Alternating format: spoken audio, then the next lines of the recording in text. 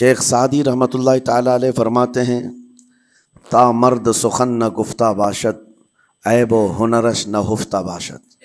جب تک آدمی بات نہیں کرتا اس کی اچھائی بھی چھپی رہتی ہے، برائی بھی چھپی رہتی ہے. انسان اپنے کلام سے، اپنی بات سے سمجھ میں آ جاتا ہے کہ کس کیٹیگری کا ہے، کس لیول کا ہے.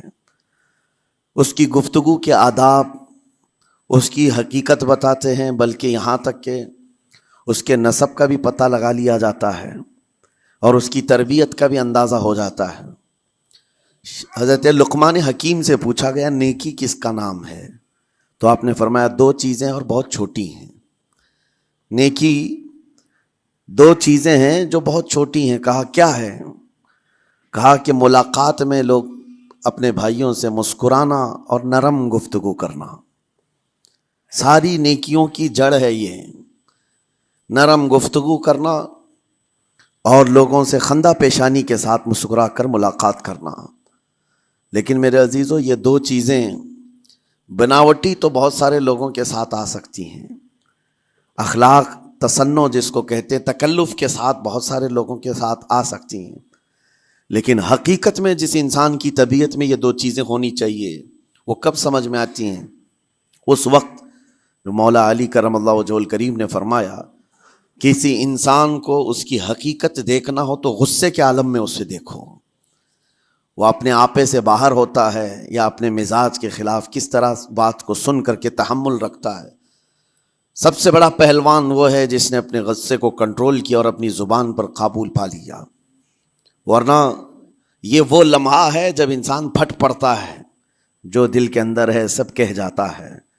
آپ کو میں بتاؤں، نبی کریم صلی اللہ تعالیٰ علیہ وسلم کے عظیم اخلاق کریمہ، بخاری شریف کی حدیث ہے، حضور مسجد نبوی میں تشریف فرما ہے. اس وقت مسجد نبوی، آج ہو سکتا ہے آپ کے ذہن میں جو امیج ہے مسجد نبوی کی، بہت بڑی عالی شان مسجد، لیکن وہ زمانہ نبوی میں اس طرح کی نہیں ہے. کچی دیواریں تھی، اوپر چھپر کے چھت پڑے ہوئے تھے اور مٹی کی زمین تھی.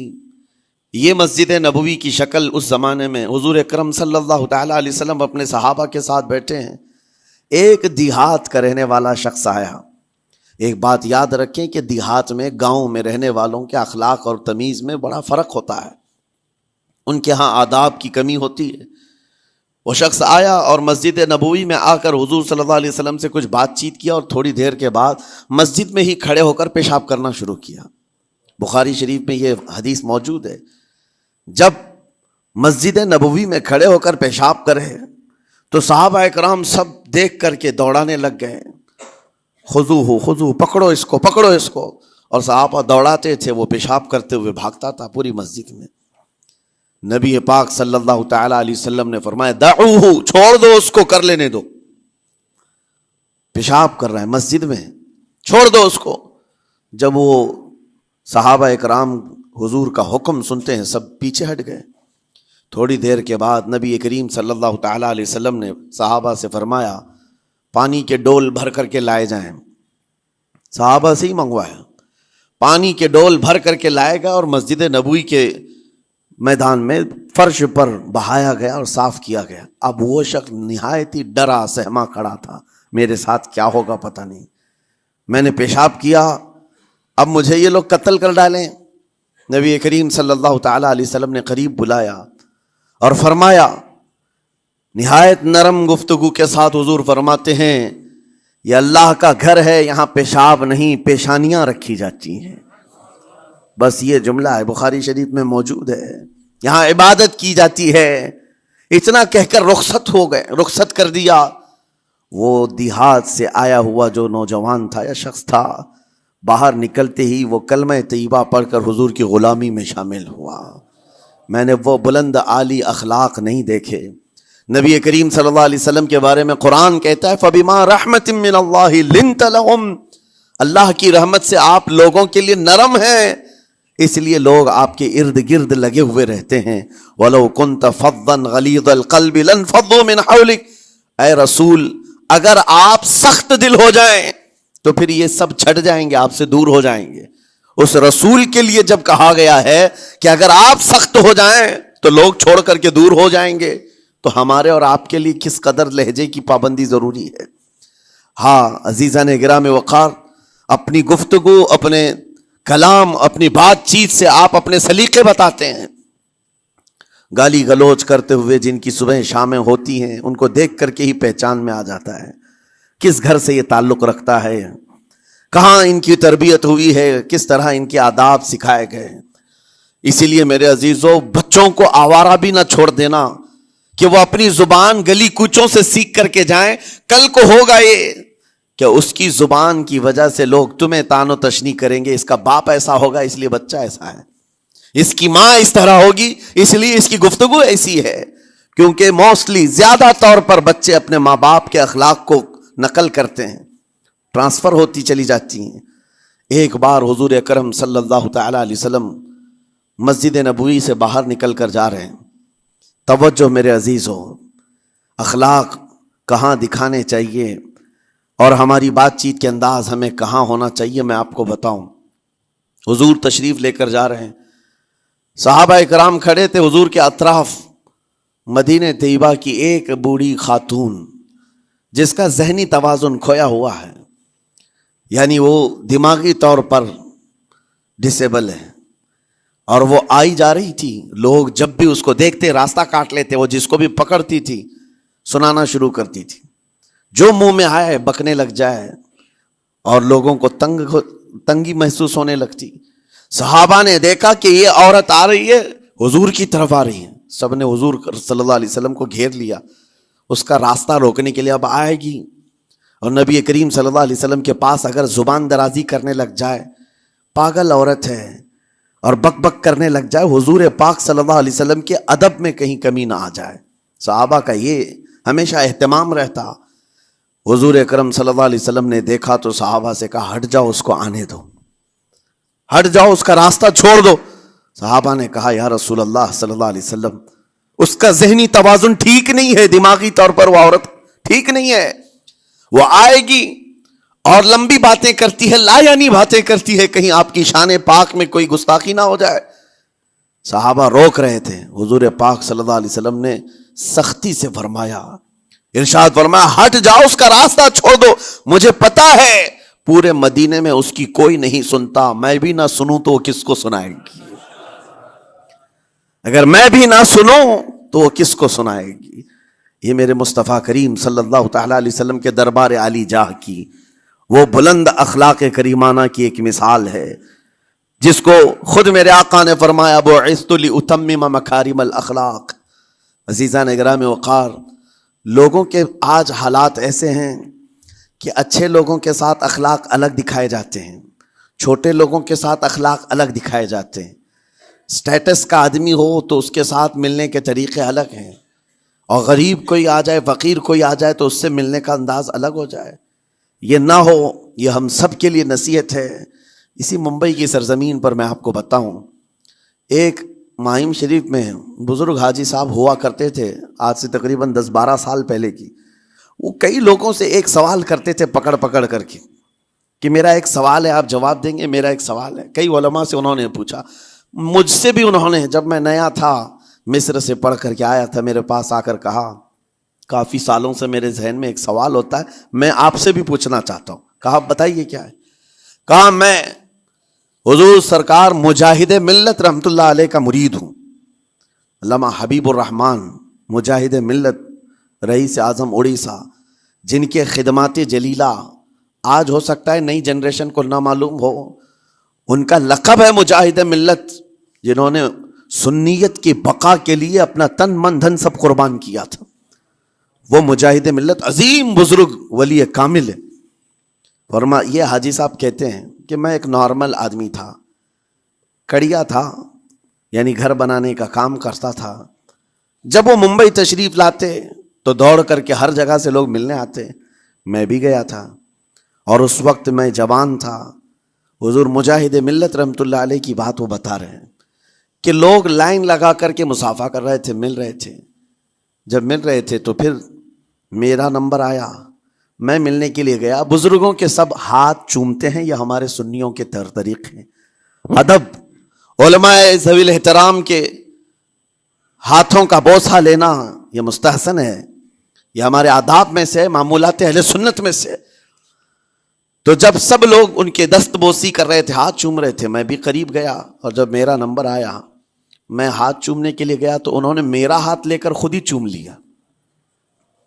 وہ بزرگ عالی جاہ ولی کامل جن کو دنیا مجاہد ملت کہتی ہے، میرا ہاتھ انہوں نے چوم لیا، اور میرے اندر ایسی پشیمانی تھی کہ میں کیا کروں سمجھ میں نہیں آیا۔ میں ایک معمولی سا کڑیا، اور کہاں ان کا مقام کہاں میرا۔ تو اس کے بعد وہ اس بے چینی میں رہتے تھے کہ ایسا کیوں کیا، ایسا کیوں کیا، کیونکہ پوچھنے کا موقع ہی نہیں ملا۔ ایک بزرگ تھے، انہی کے خلیفہ تھے حضور مجاہد ملت کے، انہوں نے اس کا جواب دیا۔ میرے عزیزو کیا بہترین جواب تھا۔ حضرت مجاہد ملت رحمۃ اللہ تعالی علیہ یہ چاہتے تھے کہ ہزاروں لوگ ہماری تعظیم کرتے ہیں تو کہیں ہمارے دماغ میں بادشاہت کا خیال نہ آئے، ہم غریب اور فقیر کا ہاتھ چوم کر اپنے نفس کی مخالفت بھی کرتے ہیں۔ اخلاق کریمانہ دکھانے کے لیے اسٹیٹس والوں کے ساتھ ہی نہیں، غربا فقراء کے ساتھ بھی وہ اخلاق ہوں۔ نبی کریم صلی اللہ تعالی علیہ وسلم کے وہ آداب آج اگر آپ اپنا لیں، بہت ساری کڑوی چیزیں ویسی ختم ہو جائیں۔ آج ممبئی کی سرزمین پر سب سے بڑا یہ چیلنج ہے بات کرنے میں ہے، نوجوانوں کے تو آج پارے چڑھے ہوئے ہوتے ہیں، ان سے کوئی بھی بات کر لے، جس تیور میں یہ بات کرتے ہیں ایسا لگتا ہے کہ ابھی لڑائی ہو جائے گی، ابھی جھگڑا ہو جائے گا۔ اس کی عادت سی بن گئی ہے۔ آپ کو پتہ ہے فرمایا گیا، عربی کا قول ہے جراحت السنان لها التیام ولا یلتام ما جرح اللسان، تلوار سے چاقو سے دیا ہوا زخم سوکھ سکتا ہے، زبان سے دیا ہوا زخم کبھی نہیں سوکھتا، زبان سے دیا ہوا زخم نہیں سوکھتا۔ بولنے سے پہلے 1000 بار اس بات کو خیال ہونا چاہیے کہ میں جس کو بول رہا ہوں کہیں اس کا دل چھلنی تو نہیں ہو جائے۔ میری زبان یہ ہوتی 50 گرام کی چھوٹی زبان ہے، لیکن بڑے بڑے لوگوں کے کلیجے چیر کر رکھتی ہے، بڑے بڑے لوگوں کے دلوں میں سوراخ کر کے رکھتی ہے، زخمی کر کے رکھتی ہے اس کا استعمال۔ اسی لیے روایت میں ملتا ہے کہ جب انسان صبح کرتا ہے تو سارے اعضاء، ہاتھ پیر آنکھ کان ناک، سارے اعضاء سب سے پہلے زبان سے یہ عرض کرتے ہیں، اس کی پناہ مانگتے ہیں، کہتے ہیں آج تو صحیح سلامت رہے گی تو ہم سب صحیح سلامت رہیں گے، اور اگر تو پھسل گئی تو عذاب ہم پر بھی ہوگا۔ زبان بولتی ہے، مار کسی اور کو پڑتی ہے، کوئی زبان کو مارتا نہیں ہے، گالی زبان دیتی ہے، لیکن مار کبھی پیٹھ پہ پڑتی ہے، سر پہ پڑتی ہے، ہر جگہ پڑتی ہے۔ تو یہ زبان نبی کریم صلی اللہ تعالی علیہ وسلم نے ارشاد فرمایا، من یضمن لی ما بین لحیتیہ وما بین، حضور پاک صلی اللہ تعالی علیہ وسلم فرماتے ہیں جس نے 2 چیزوں کی ضمانت مجھے دے دی، حفاظت کی، میں اسے اضمن لہ الجنہ، میں اس کو جنت میں لے جانے کی ضمانت دیتا ہوں۔ 2 چیزیں کیا ہیں؟ حضور فرماتے ہیں، ایک 2 جبڑوں کے بیچ میں جو موجود زبان ہے اس کی حفاظت کر لے، اور 2 رانوں کے بیچ میں جو شرمگاہ ہے اس کی حفاظت کر لے۔ یہ 2 چیزیں جس نے بچا لیا میں اس کو جنت میں لے جانے کی ذمہ داری دیتا ہوں، ضمانت دیتا ہوں۔ اس کا کتنا بڑا کردار ہے، یہ زبان کا کتنا بڑا کردار ہے۔ اور حضور نے ایک بار پکڑ کر کے فرمایا تھا، زبان کو پکڑ کر کے کہا تھا، یہ وہ زبان ہے جو انسان کو جنت میں بھی لے جاتی ہے اور دوزخ میں بھی لے جاتی۔ کلمہ کس سے پڑھتے ہیں آپ؟ لا الہ الا اللہ، زبان ہی سے تو پڑھتے ہیں، اسی کلمے نے آپ کو جنت تک پہنچایا۔ اور کافر جو کفر کرتا ہے وہ بھی زبان سے ہی کرتا ہے، اور زبان اسے ہمیشہ کی دوزخ میں لے جاتی ہے۔ اس زبان کو چلانے سے پہلے 1000 بار سوچ لیں کہ آج لہجوں کی سختیاں بڑھتی چلی گئیں، اور آپ کو پتا ہے قرآن پاک میں رب تعالیٰ نے یہ فرمایا، وَلَا تَقُلْ لَهُمَا اُفٍّ وَلَا تَنْهَرْهُمَا، والدین کے بارے میں بچوں کو کیا کہا گیا؟ ان کو اف تک نہ کہو۔ لیکن زبان جب کھلتی ہے نا، ماں باپ کے خلاف نوجوانوں کو ہم نے دیکھا ہے گالی گلوچ کرتے ہوئے اور اتنی بری باتیں کہتے ہوئے، معاذ اللہ۔ عزیزان گرامی وقار، حضور نے تو یہ فرمایا، جس نے پلٹ کر کے اپنے ماں اور باپ کو سخت لہجے میں بات کیا یا ان کی نافرمانی کی، حضور فرماتے ہیں میرا دل چاہتا ہے کہ اس کے گھر کو آگ لگا دوں، آگ لگا دوں۔ اس لیے اس بات کو ہمیشہ یاد رکھیں، تمہارے لہجے کی سختیاں کسی کو زخمی کر دیں تو آخرت خراب ہو جائے گی، آخرت خراب ہو جائے گی۔ حضرت علقمہ رضی اللہ تعالیٰ عنہ حضور کے صحابی ہیں، حضور صلی اللہ علیہ وسلم کے صحابی، آخری وقت آ گیا تھا لیکن زبان نہیں کھلتی تھی. حضور پاک صلی اللہ علیہ وسلم کے پاس سفارش لائی گئی کہ آپ کے وہ ساتھی ہیں انتقال کر رہے ہیں لیکن زبان پر کلمہ بھی نہیں آتا. حضور تشریف لائے، دیکھا، پوچھا گھر میں ان کے کون کون ہے، کہا بیوی ہے اور ماں ہے. ماں کو بلایا اور کہا علقمہ کے بارے میں کیا کہتی ہو، کیسا تھا یہ؟ کہا بہت اچھا، پرہیزگار، عبادت گزار، ساری نیکوکاریاں اس کے اندر ہیں. تو پھر حضور نے پوچھا اچھا یہ بہت نیک تھا، تم بھی اس سے راضی ہو کہ نہیں ہو؟ ماں نے کہا میں نہیں راضی ہوں، میں راضی نہیں ہوں. کہا کیوں، وجہ کیا ہے؟ کہا یا رسول اللہ میرا اکلوتا بیٹا، میرا تنہا بیٹا تھا، بڑی محبتوں کے ساتھ اس کو پالا تھا، اور جب میں نے اس کی شادی کی اپنی بیوی کو لایا، اور جب بیوی گھر پر آ گئی تو میری بات کو ہلکے میں لیتا، اپنی بیوی کی بات کو فوقیت دیتا، ترجیح دیتا. اور اس وقت غالباً یہ باتیں تھی کہ زبان سے کوئی کلمہ ان کے نکلا ہوگا جو بیوی کی حمایت میں تھی. ماں کو تکلیف پہنچ گئی. کہا میرا دل گوارا نہیں کرتا، میں اس سے راضی نہیں ہوں، باقی وہ بہت نیک بندہ ہے، بہت اچھا ہے. حضور نے فرمایا دیکھو زندگی کے آخری پڑاؤ پر آ چکا ہے، روح نکلنے کو ہے، معاف کر دو. وہ بھی صحابیہ تھی، انہوں نے کہا آقا آپ کا حکم ہے یا مشورہ ہے؟ اگر حکم ہے تو پھر ماننا ہے.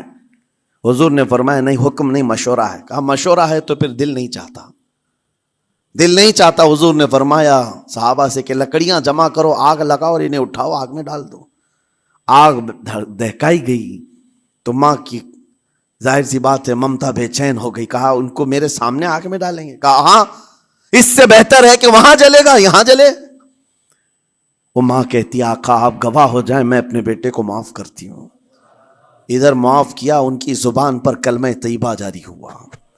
میرے عزیزو یہ بتانا مقصود اس لیے ہے کہ زبان سے دیے ہوئے زخم خواہ والدین کو ہو، یہ معمولی نہیں ہوتے. ہو سکتا ہے آخری وقت تمہاری زبان بند ہو جائے اور کلمہ طیبہ بھی نہ جاری ہو، زبان کھلنے بھی نہ لگے، یہ حالات آ جائیں گے.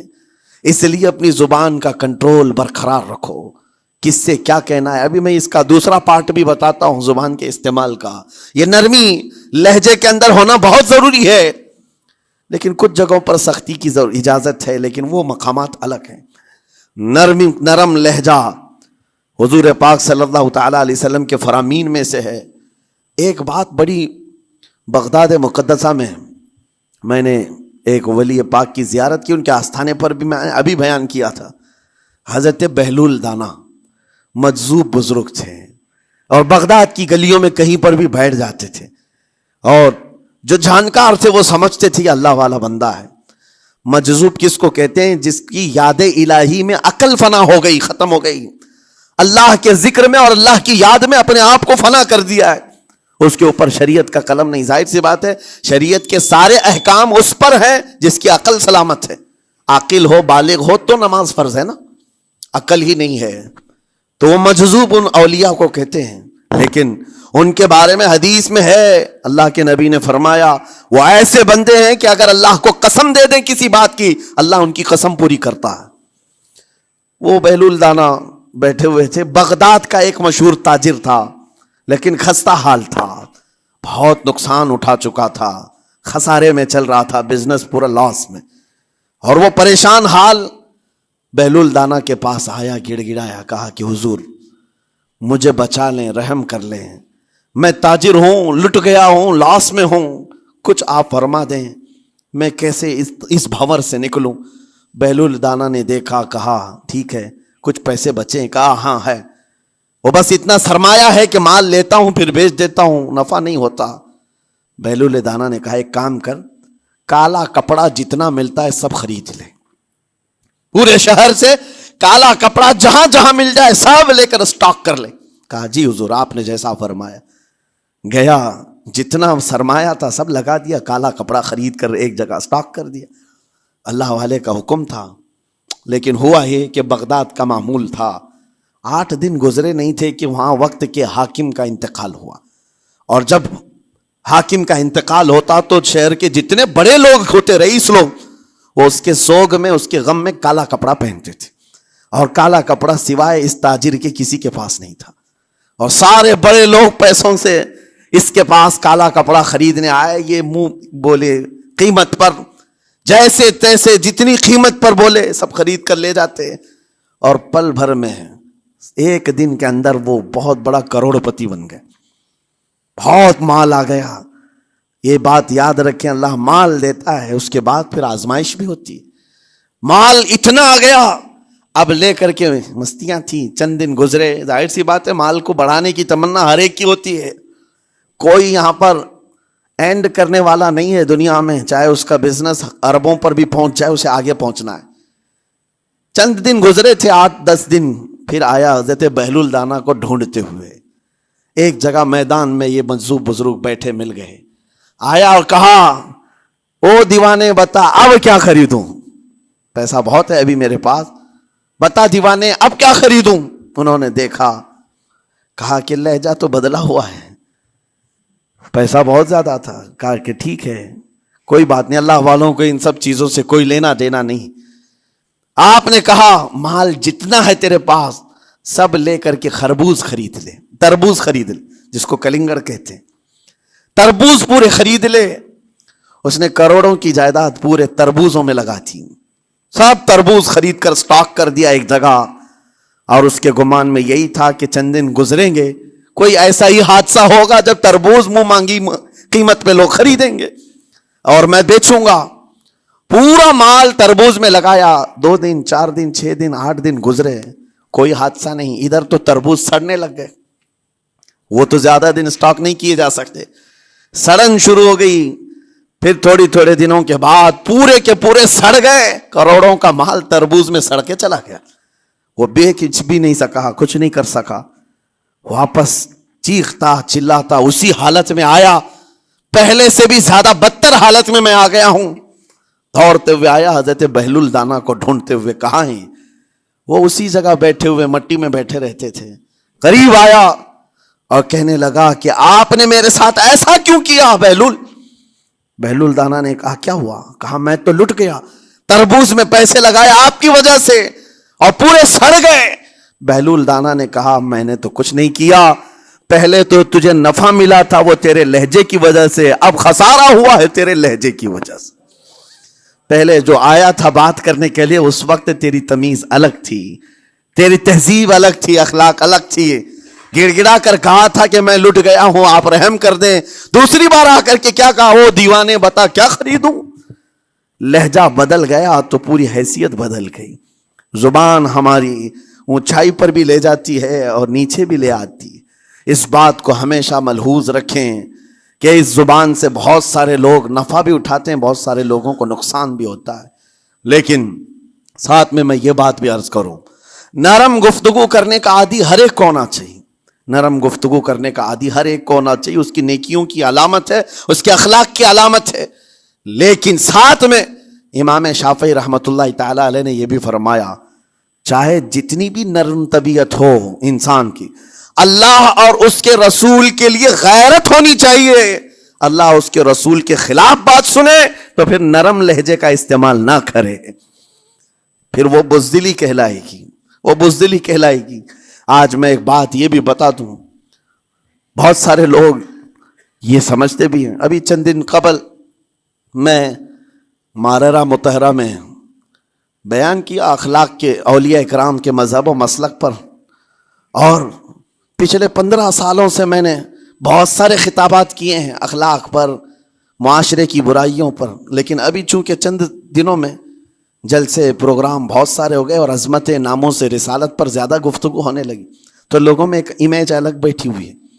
اور ابھی ہم نے اخلاق کے حسنہ پر گفتگو کیا کی. 8 دن پہلے ایک بزرگ نے مجھ سے پوچھا ایسی بھی تقریر کرتے ہیں آپ ایسی بھی تقریر کرتے ہیں، یعنی نرم گفتگو بھی کرتے ہیں؟ مطلب یہ ہے کہ ہماری امیج ایسی بنا کر رکھیں کہ ہم ہر وقت چلاتے ہی رہتے ہیں، ہر وقت للکارتے ہی رہتے ہیں. میرے عزیزوں، میں یہاں پیغام دینا چاہتا ہوں، ہم قرآن کے اس آیت پر عمل کرنا چاہتے ہیں جو مولا نے فرمایا اشداء علی الکفار رحماء بینہم. مومنین کی شان ہے، صحابہ کی شان ہے، وہ کافروں پر سخت ہوا کرتے ہیں اور مومنوں کے لیے نرم دل ہوا کرتے ہیں. زبان کی نرمی ایمان والوں کے لیے ہے، زبان کی نرمی محبت مصطفیٰ کے لیے ہے، عاشقان مصطفیٰ کے لیے ہے، ساتھ میں زبان کی سختی کفار و مشرکین کے لیے ہے، گستاخان رسول کے لیے ہے۔ اور اگر یہ چیز نہیں آئی تو پھر آپ سمجھ لیں نیک اس وقت نہیں کہلائے گا آدمی۔ بعض لوگوں کو ایسا لگتا ہے نرم بات کرنا چاہیے، نرم گفتگو، بالکل صحیح ہے، یہ اخلاق ہے، لیکن اگر ایسے مقامات پر جہاں تمہارے نبی کو کوئی گالی دے رہا ہو، رب کی شان میں کوئی بھونک رہا ہو، اس وقت تم کہو کہ اخلاق ہے، نرم بات کرنا چاہیے، یہ بے غیرتی ہے، یہ بے غیرتی ہے۔ تمہاری بیوی کو اگر تمہارے سامنے کوئی چھو دے اور اس کے بعد تم ہنس کر کے اس سے کہو ٹھیک ہے جائیے صاحب، آپ کو کہا جائے گا بے غیرت آدمی، بے غیرت آدمی ہے۔ انسان کو اپنی بیوی، اپنی بیٹی، اپنی ماں پر بھی غیرت ہوتی ہے، وہ سنتا نہیں ہے، یہ پیدائشی ہے، فطرت ہے انسان کی۔ اور مومن کی شان یہ ہے سب سے بڑی غیرت اس کے لیے اللہ اور اس کے رسول کے لیے ہوا کرتی ہے، اللہ اور اس کے رسول کے لیے۔ ماں اور باپ کو گالیاں ایک وقت میں برداشت کر بھی لے جائے، لیکن اللہ اور اس کے رسول کی شان میں وہ ہرگز برداشت نہ کرے، یہ ایمان کی علامتوں میں سے ہے۔ بہرحال میں نے زبان کے دونوں استعمال آپ کو بتائے، سخت لہجے بھی ہیں، نرم لہجے بھی ہیں، لیکن جب آپ کا پالا کسی گستاخ سے نہ پڑے تو ہمیشہ نرم گفتگو کرنے کے عادی بنے۔ مومنین میں نرم لہجے کا اختیار ہمیشہ رہے، اس سے اخلاق آپ کے بتائے دکھائے جاتے ہیں، اس سے آپ کے اخلاق معلوم ہوتے ہیں، ساتھ ہی معاشرے میں نرمی اور محبت کا ماحول بھی قائم ہوتا ہے۔ ڈانٹنے کے طریقے بھی میں آپ کو بتاؤں، میرے والد گرامی فرمایا کرتے تھے، حضور حافظ ملت رحمت اللہ علیہ جو الجامعۃ الاشرفیہ مبارک پور کے بانی ہیں اور بڑے محدث جنہوں نے ایک نہیں ہزاروں عالم پیدا کیے، اس ہندوستان کی بات کر رہا ہوں، حافظ ملت رحمت اللہ علیہ پوری بخاری شریف پڑھاتے تھے، تقریباً 40 سال تک انہوں نے پڑھایا بخاری شریف۔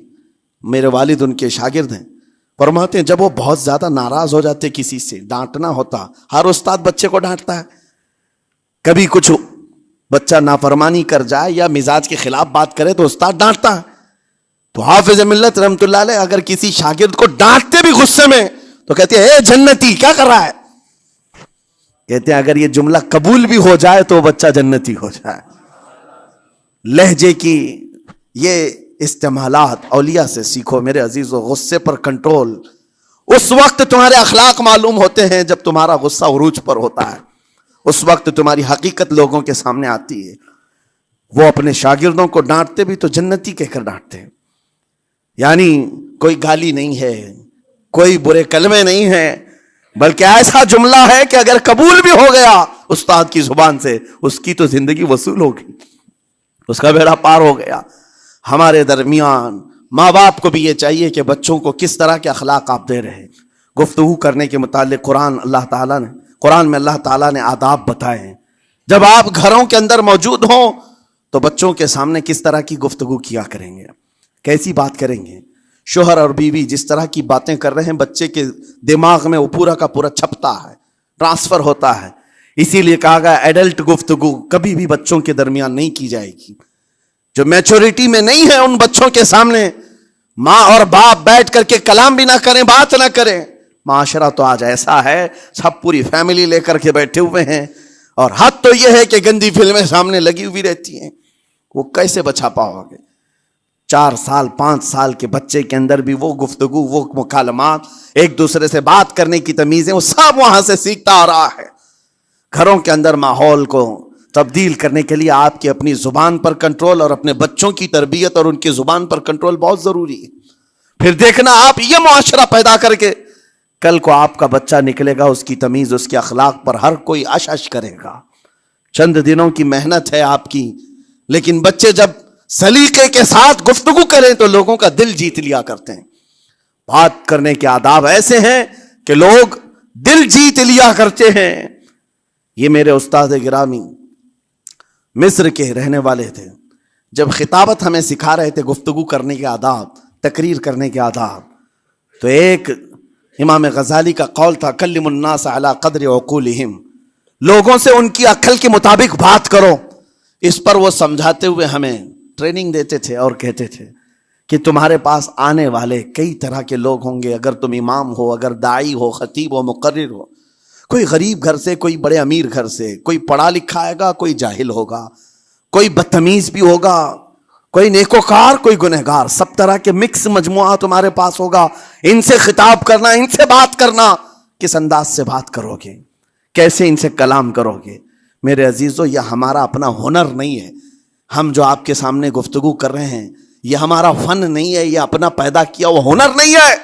ہمیں سکھایا گیا تھا صرف اور صرف آپ کو اس مجمع سے اور یہ آئے ہوئے جمع غفیر سے بات کرنے کے لیے ایک ہی اسلوب اپنانا ہے. دیکھنا ہے کہ رسول اللہ کیسے بات کیا کرتے تھے. میرے آقا صلی اللہ تعالی علیہ وسلم کا اسلوب اپناؤ.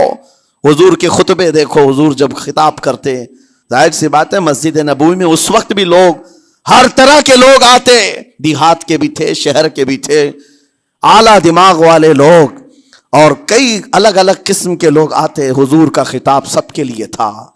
عزیزان گرامی، ان سنتوں پر عمل کر کے آج آپ اپنے لہجے کو بہتر بنا سکتے ہیں. بس میری گفتگو کا خلاصہ یہی ہے کہ اللہ تعالیٰ ہمیں زبان کا صحیح استعمال عطا فرمائے، ورنہ یہ زبان کی سختیاں اور اس کی کڑواہٹ ہمیں دوزخ میں بھی لے جاتی ہے، دوزخ تک لے جا سکتی ہے. اللہ تعالیٰ اس کی مکاریاں، اس کی عیاریاں اور اس کی شرانگیزیوں سے ہم سب کی حفاظت فرمائے. ساتھ میں یہ بھی میں بتا دوں، وہ زبان پاک نہیں بولتی، وہ زبان پاک نہیں بولتی جو حلال نہیں کھاتی. یہ بھی بزرگوں نے فرمایا ہے، یہ زبان پاک نہیں بولتی جو حلال نہیں کھاتی. اسی سے ہر کچھ گزرتا ہے، اندر پیٹ میں جاتا ہے. حلال لقمے اس سے گزارو تو زبان پاک بولے، اللہ کا ذکر کرے اور تمہیں زبان میں وہ لذت آنے لگ جائے. لیکن اس سے حرام لقمے گزارتے رہو گے، اس کے لہجے کی سختیاں بھی آ جائیں گی، اس کے اندر کڑواہٹ بھی آ جائے گی، گالی گلوچ، یہ سارے استعمالات یہ زبان کرنے لگ جائے گی. کیوں؟ اس سے حرام لقمے جو گزارے جا رہے ہیں. اس چیز کا بھی خیال ضروری ہے. زبان کو جس طرح کا پیٹرول دو گے ویسی چلے گی یہ گاڑی. جس طرح کا ڈیزل اس کے اندر ڈالتے ہو، حرام یا حلال، یہ بہت معنی رکھتا ہے. اور ایک بات یہ بھی سن کر کے چلے ہیں کہ حضرت سلیمان علیہ السلام کے زمانے میں ایک مناظرہ ہوا تھا علماء کا.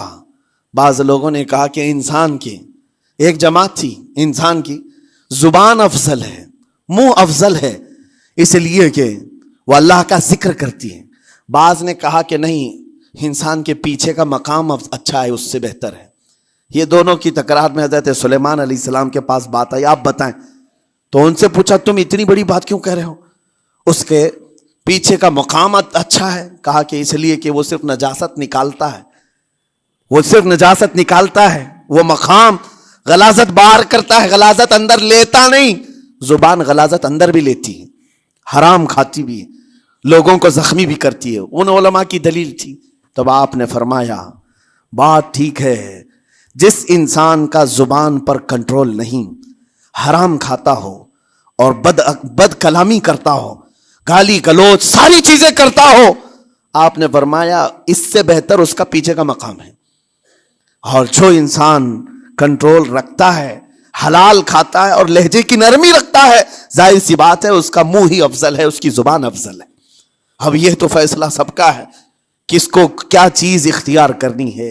عزیزان گرامی اوقات، یہ بہت بڑی بات ہے جو میں آپ کے سامنے کہہ رہا ہوں. زبان کو اگر کسی دوسری جگہ سے کمپیئر کیا جائے تو لگتا ہوگا نرم، یہ بالکل اچنبے والی بات ہے، عجوبے والی بات ہے. یہ کون سا کمپیریزن ہے؟ وجہ یہی ہے، بعض لوگوں کو ہم نے اتنا گندا بولتے ہوئے دیکھا ہے. اس سے بہتر ہے کہ وہ نہ بولیں.